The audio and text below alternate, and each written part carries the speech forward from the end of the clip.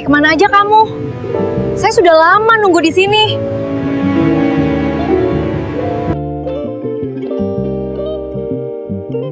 Hei, malah makan. Ayo, jalan. Saya udah terlambat ini. Anda akan mual. Lihat tangan ini. Tangan yang dulu melempar kunci mobil ke wajah sopirnya sendiri. Tangan yang kini melepuh, cacat, dan gemetar karena penyakit misterius yang mengubah CEO tercantik kota menjadi monster. Anya, CEO Aurora Beauty, kehilangan segalanya dalam hitungan minggu. Kecantikan hancur, perusahaan mengusirnya, keluarga membuangnya, tidak sudi melihat aib itu. Di tengah kegelapan total, saat ia sudah tak punya apa-apa, hanya satu orang yang tersisa, Dion. Si sopir yang paling sering dihina, dibayar murah dan diinjak-injak harga dirinya. Dion merawatnya, menyuapinya, dan membersihkan lukanya. Bukan karena kewajiban, tapi karena ikhlas yang mengerikan. Mampukah seorang wanita yang terobsesi pada penampilan, kini hidup dengan wajah rusak dan menikah dengan pria yang gajinya dulu ia anggap sampah? Apakah ketulusan Dion adalah obat, atau justru hukuman terberat bagi kesombongan Anya? Dan yang paling mencekam, jika Dion mampu memaafkan penghinaan, apakah ia cukup kuat untuk mencintai bekas luka di wajah wanita yang pernah ia benci? Tolong tulis dalam kolom komentar. Selamat datang di Jejak Kisah Keluarga. Kali ini kita mendengarkan sebuah kisah nyata yang pilu tentang supir pribadi yang diremehkan. Dengarkan cerita lengkapnya sampai habis. Gedung Aurora Beauty menjulang di pusat kota, bukan sekadar kantor, melainkan kuil pemujaan bagi kecantikan. Dan di puncak hierarki dingin itu, Anya adalah dewi yang tak tersentuh. Kekuasaan baginya terdefinisi oleh jarak antara penthouse mewahnya dan kursi sempit di belakang kemudi tempat Dion, sopir pribadinya, menjalankan tugas.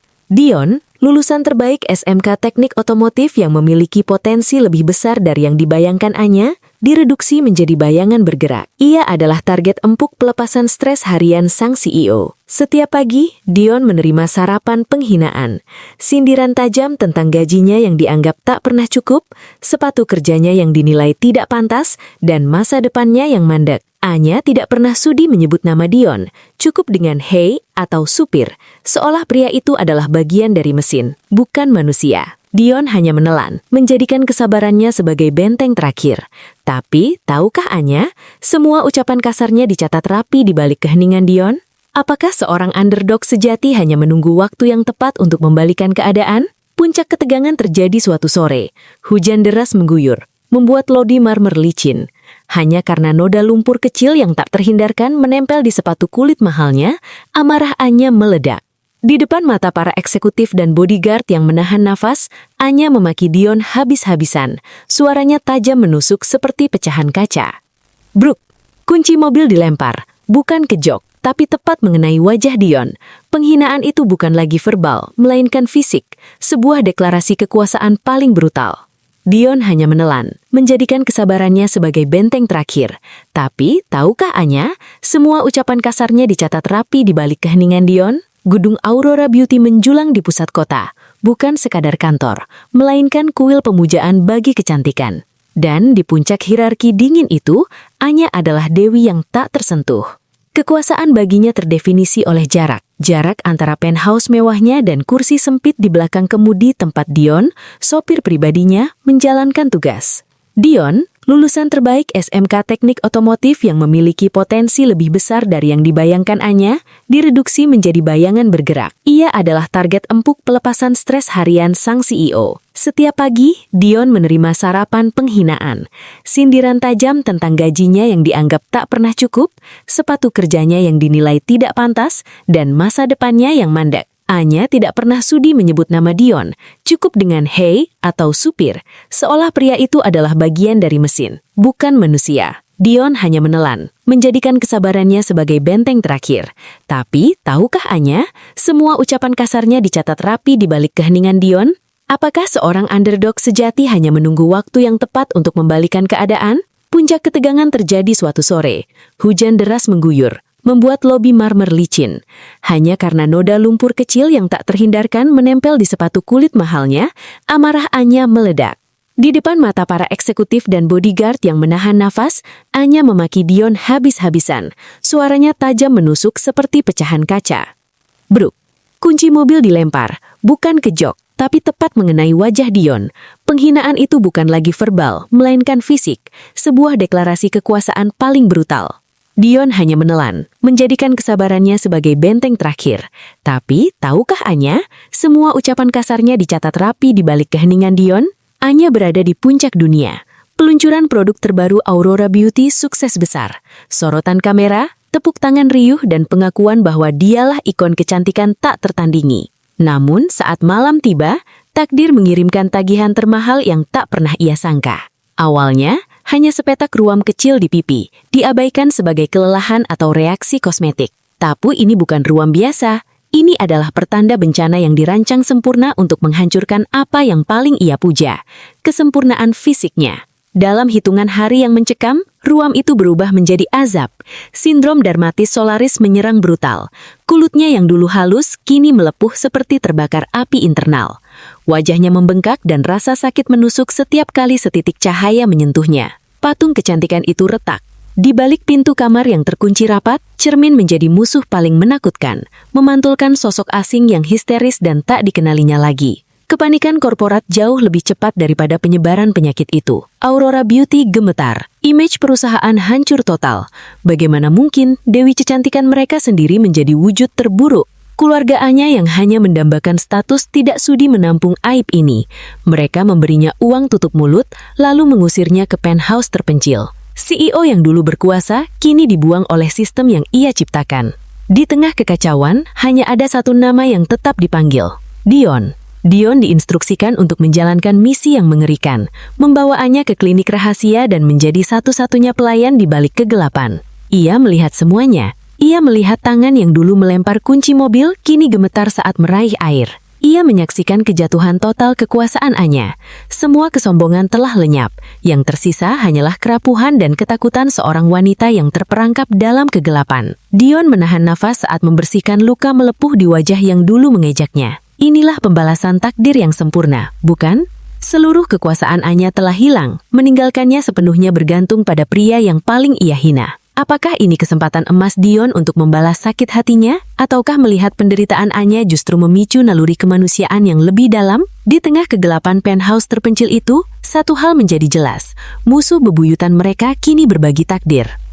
Kegelapan penthouse itu menjadi penjara yang mencekik. Dion, si sopir yang dulu hanya memegang setir, kini memegang kendali penuh atas kehidupan sang mantan CEO. Kamar Anya adalah kapsul isolasi, hanya diizinkan diterangi lampu redup. Tugas Dion melampaui pekerjaan. Ia harus membersihkan lapisan kulit yang melepuh, menyuapi suapan makanan yang sering ditolak, dan, yang paling mengerikan, mendengarkan jeritan histeris dari mulut yang dulu hanya mengucapkan perintah. Dion adalah orang paling berkuasa di hidup Anya sekarang. Bukankah ini kesempatan pembalasan yang didambakan setiap underdog? Pikiran untuk balas dendam datang, licik dan menggoda. Hanya butuh satu kesalahan kecil, satu kelalaian pelayanan, atau satu pintu yang terbuka ke arah cahaya dan penderitaan Anya akan bertambah. Dia bisa saja pergi, membiarkan mantan tuannya merangkak dalam ketakutan. Namun, Dion ingat bisikan lama ayahnya. Jangan biarkan tanganmu kotor hanya untuk membalas kotoran orang lain. Ikhlas yang dipilih Dion bukanlah kebodohan, melainkan kekuatan tertinggi. Dia merawat Anya dengan ketulusan yang brutal. Tidak ada kata-kata manis, hanya profesionalitas dingin yang dibungkus rasa kasihan yang mendalam. Perlahan, di tengah proses pemulihan yang lambat, lapisan luar kesombongan Anya mulai terkelupas. Mereka mulai berbicara, bukan tentang grafik laba atau fashion, melainkan tentang rasa sakit, ketakutan, dan penyesalan. Satu malam saat rasa sakit Anya mencapai puncaknya, ia meracau. Aku tidak pantas hidup. Dion tidak menjawab, hanya memegang tangannya yang gemetar. Untuk pertama kalinya, Anya mengucapkan nama Dion, tidak sebagai perintah, tapi sebagai pengakuan. Dion, tolong jangan pergi. Kalimat itu menghantam Dion lebih keras daripada kunci mobil yang dilempar dulu. Dion menyadari bahwa ia tidak lagi merawat monster, melainkan seorang wanita yang kehilangan segalanya dan kini mencari pegangan. Ini bukan lagi soal CEO dan sopir, melainkan dua manusia yang tersentuh di titik paling ekstrim. Setelah melihat hati Anya yang asli di tengah kehancuran, beranikah Dion mengubah ikhlasnya menjadi sesuatu yang jauh lebih berbahaya, perasaan cinta yang tidak rasional? Dan mampukah Anya, yang kini telanjang tanpa image dan harta, menerima kenyataan bahwa ia mungkin jatuh cinta pada pria yang gajinya dulu ia injak-injak? Bulan-bulan dihabiskan dalam kegelapan yang pekat. Perawatan intensif dan isolasi total membuat sindrom dermatisolaris milik Anya mereda, namun meninggalkan jejak kehancuran yang tak tersembuhkan, bekas luka parah yang merusak wajahnya, simbol permanen kejatuhan image yang selama ini ia puja. Di tengah keheningan, Anya akhirnya menemukan keberanian untuk bicara, bukan dengan intonasi CEO, tapi dengan kejujuran seorang pesakitan. "Dion, aku tahu tidak ada kata maaf yang cukup," bisiknya, suaranya serak. Ia mengakui setiap penghinaan, setiap lemparan kunci, setiap tatapan merendahkan. Ia mengakui betapa dangkal dan bodohnya ia menilai orang dari label dan harga sepatu. Pengakuan itu adalah penebusan dosanya yang paling menyakitkan, sebuah cermin yang memperlihatkan keburukan internal yang jauh lebih parah daripada kerusakan di wajahnya. Tepat di tengah momen rapuh itu, kota mengirimkan vonis terakhir. Sebuah kurir datang membawa amplop resmi dari Dewan Direksi Aurora Beauty. Isinya dingin tanpa belas kasihan. Surat pemecatan, kontrak dibatalkan. Jajaran direksi tidak sudi lagi dikaitkan dengan aib yang merusak brand mereka. Tak lama kemudian, keluarga Anya yang hanya mencintai gelar dan kekayaannya, tiba hanya untuk mengusir Anya secara paksa dari penthouse mewah itu. Mereka memberinya ultimatum, pergi atau hidup dalam pengasingan penuh. Kekuasaan dan kekayaan Anya lenyap dalam satu hari. Di tengah keputusasaan absolut, saat koper berisi kenangan kemewahan dibiarkan teronggok di sudut ruangan yang kini kosong, Anya hanya bisa meraih tangan Dion. Tangannya gemetar, mencari jangkar. "Dion," katanya, matanya memohon, "aku tidak punya siapa-siapa lagi. Tolong bawa aku pergi. Kemana saja? Asal jauh dari kota ini, dari masa lalu ini." Dion melihat kehancuran wanita itu. Ia melihat keburukan yang terkelupas, menyisakan manusia yang ketakutan. Dion menyadari bahwa ia tidak lagi melihat CEO yang menghina, melainkan seorang wanita yang sedang memohon untuk diselamatkan. Pria yang selama ini hanya mengemudi di jalur yang ditentukan orang lain, kini membuat keputusan paling besar dalam hidupnya.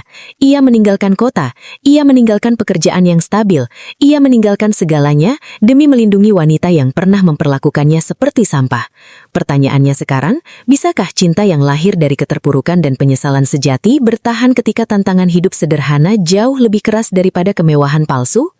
Dion mengemudikan mobil tuanya, meninggalkan menara kristal, meninggalkan hiruk-pikuk janji-janji palsu, menuju desa terpencil di kaki pegunungan, tempat ayahnya dulu tinggal. Udara di sana bersih, tapi kehidupan sangat sederhana.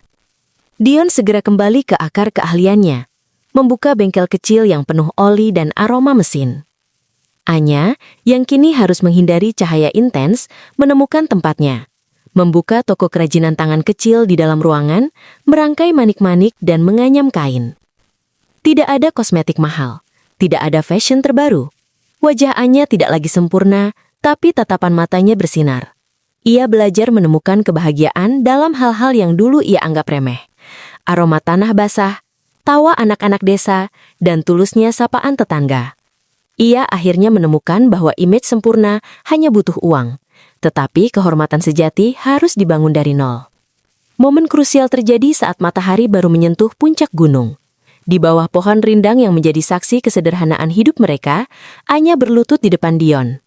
Ini bukan lagi adegan submission dari CEO kepada sopir, melainkan pengakuan humanity yang paling tulus. "Dion," suaranya mantap, meski tangannya memegang lengan Dion erat-erat. "Aku kehilangan semuanya. Aku tidak punya apa-apa lagi untuk ditawarkan, kecuali hati ini. Aku ingin menikahimu. Aku ingin belajar mencintai hidup yang sederhana ini bersamamu." Dion mengangkat Anya. Air mata mengalir di wajah Anya, yang kini dicintai bukan karena kecantikannya, melainkan karena jiwanya yang telah pulih. Mereka menikah di balai desa. Tidak ada pesta mewah, hanya senyum tulus warga dan janji yang diikat kesetiaan. Mereka menukar cincin mahal dengan kesederhanaan, dan image palsu dengan kejujuran. Kisah nyata kehidupan Anya dan Dion berakhir tidak dengan kemewahan, tetapi dengan kemenangan keheningan. Anya akhirnya menemukan bahwa kecantikan sejati Dion, kesabaran, kesetiaan, dan kemanusiaannya yang tak tergoyahkan jauh lebih berharga daripada semua aset di Menara Kristal. Dion, si sopir yang dihina, tidak memenangkan harta, tetapi ia memenangkan penebusan dosa dan hati wanita yang paling berkuasa di kota. Mereka hidup di desa, sederhana, tenang, dan tanpa filter.